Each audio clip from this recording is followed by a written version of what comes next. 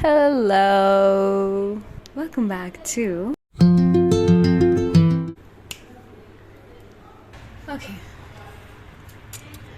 It's week 9 of my artistic recovery. And this week, oh my god, as we were finally nearing up the weeks, we are also getting more and more, not just, the book is not now no more pointing at me, it's literally piercing through me. So this week was about calling things by its name. So it starts with, a blogged artist is not lazy, he is blogged. They expend a great deal of energy. But they expend a great deal of energy. But they expend that energy on self-hatred, self-doubt, rejection, jealousy, regret, all these things that, don't really help you move forward. Now, a blocked artist does not believe in taking baby steps. They believe in doing something so great and then reaching success. And that has been the case with me as well. Like, if I want to put something out, I want to put it out as the best version of it. But this thing is, give it time, post anyways, and eventually you'll get the hang of it. You'll get to realize what works best for you, what doesn't work at all. And so take baby steps, okay? But when a blocked artist sets these impossible targets for themselves, okay, without taking any baby steps, they want to go boop, okay, without any training. And when they fail to accomplish this boop, they call it lazy. But it's not lazy, it's fear. Fear of not finishing, fear of not being good enough, fear of beginning at all, fear of abandonment, which often leads to the two main fears, which is fear of success or fear of failure. Now, fear of failure is very common, we all know about it. But if you look at yourself deeply, you also have a fear of success, that what if I succeed? How will I conduct myself? What will I be doing then? Because our brain, it wants an answer to everything. It doesn't just want to exist, it wants answers. And those answers are stopping you. But at a very microscopic level, if fear of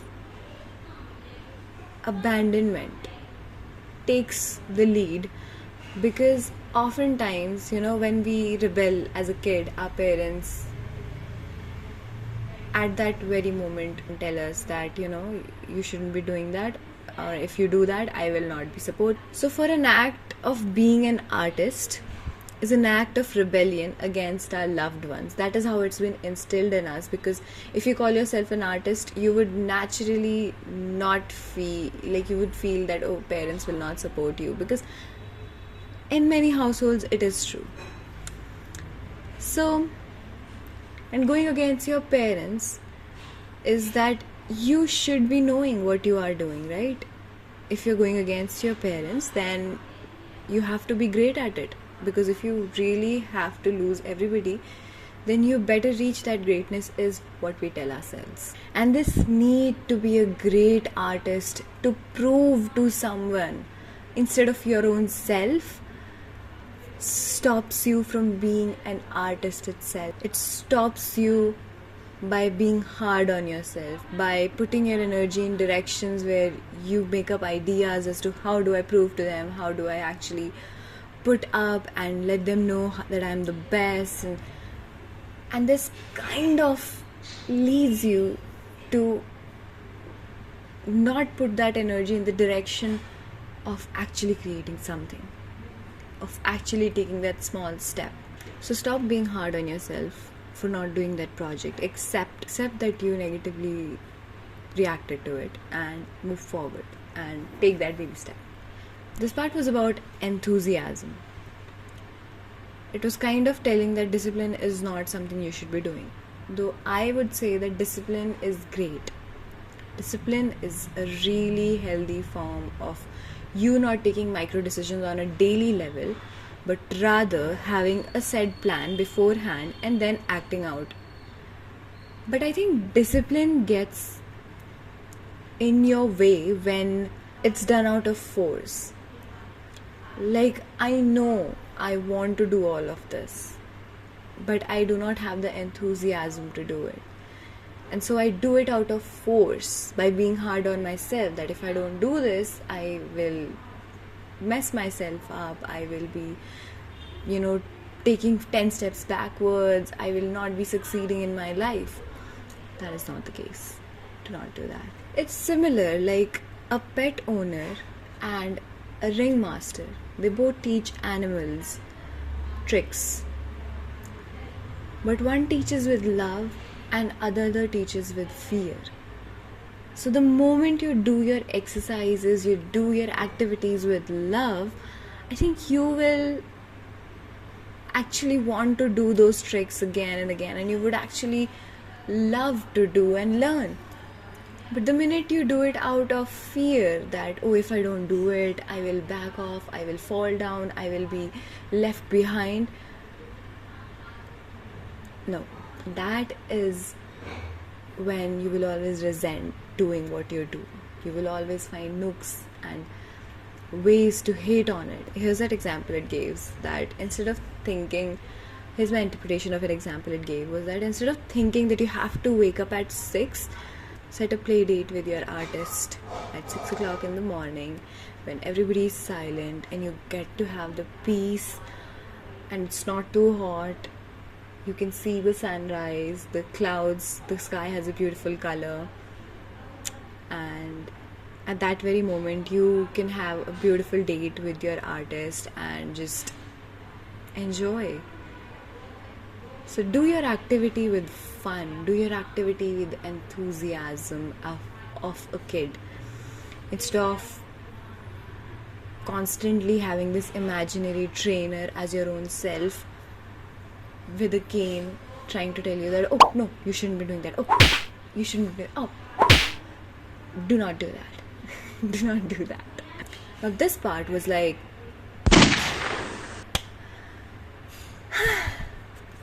and it's called creative U-turn. So a productive artist is a very happy artist, and it's a very true fact. I mean, as an artist myself, I base my day's productivity, I base my days in proportion to how productive I was as a person, or how much work was I able to do on the project that I have decided for myself. But the shadow in us, if we do not acknowledge it, it'll always thrive on negative energies, because that is what it has been taught to harbor. And sympathy always gets a better attention than a happy artist. An artist who is addictive, who is abused, will be far more heard of rather than an artist who is just happy and creating. So this part in us, the more attached you get to sympathy, attention, the more threatened you'll feel to being functional. And that is when we take a creative U-turn. Now I've written out this summary in this. I've literally kept one whole page for this because it was so beautiful and I realized that I've done it in so many subtle ways. So I'll just read it out from here, okay? The glare of success can send a recovering artist scurrying back to its beginning. We're far more comfortable being a victim of creative block than being consistently productive and healthy. An artistic U-turn comes to us with questions like, what is the point? What is the point? Everybody else is way ahead of me and I'm already failing and I have nothing to do, and what will I do and who will see it and why should I create? These questions will pop you when you want to take a creative U-turn. And yes, people are ahead of you, but that situation will remain like that if you do not get up and work. And the easiest way is break down your activity into 5% and do it every day. Just 5% of it. And you will get an end result. Trust me, no matter how big that project is. Do not let your brain trick you into telling you that, oh, I don't see the end result of it, so I do not feel safe doing this activity. Don't let your brain do that to you. Take control of your mind and know that if you do it consistently, you will see a change, no matter how small it might be at the beginning. See, you've come a long way, and I know the road is scary. Creative road is scary, and it's scary because the mind doesn't see the result, doesn't see the end of it, and anything that we do not see the end of, at that point we find the detours, we find the resting, we find any little distraction as very attractive. And it's also scary because you cannot see how much you've walked. So one thing I do for myself is I try to track down, at the end of the day, I just write down what was the best part or what did I do at that day. And when you look back, you kind of realize you've come a long way. So yes, the path to creativity is scary. The route you're going to take is going to be scary. But every great artist that you've seen has taken a creative U-turn. And creative U-turn is not a dead end. That's not a dead end. It's just a U-turn that you take. And if you take another U-turn, you'll be back on track. Yes, you can take a week, you can take a month, you can take 3 months, you can take a year, you can take years to take that U-turn to get back on track. It's fine. It's fine how much long it takes you to actually work through your own stuff. But just remember, the only way to conquer fear is through action. Take that action. Reduce it from 100% to 5% and do it. Keep doing it every day with consistency. You don't even have to increase it every day from 5 to 10 to 15. Do it 5% only. And at the end of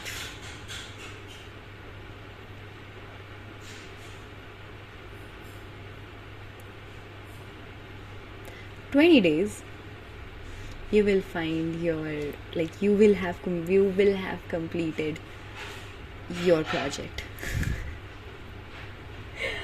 Anyways, now I'll give you a few examples from the book. What type of creative U-turns it was talking about. It was not just some random, letting go of a painter is invited into a group show, his first, but picks a fight with the gallery owner. And that is at times very much a shadow side of us, trying to pick up a fight, because we are too scared to actually express. We don't feel ready to express. A fledgling photographer is greatly encouraged by her teacher's interest in her work. She blotches developing a roll of film and then quits the class claiming it's boring. A poet reads some poems to very good public reception at a neighborhood open mic. Instead of continuing at this level and gaining strength, the poet enters a slam, a sort of boxing match for poets judged by non-poets, loses and stops reading publicly altogether. An actor is told to get his headshots together and check back in with a prestigious agent. He doesn't get his headshot. He doesn't get his headshots. Doesn't check back in.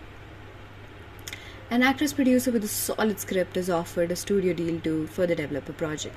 She finds fault with the deal and then shelves the project entirely. A performance artist is offered a space to use for workshopping his new material. He does it once, doesn't like his mixed reception indicating more work is needed, then stops working on new material at all. A screenwriter has an agent interested in wrapping a script with just a few changes.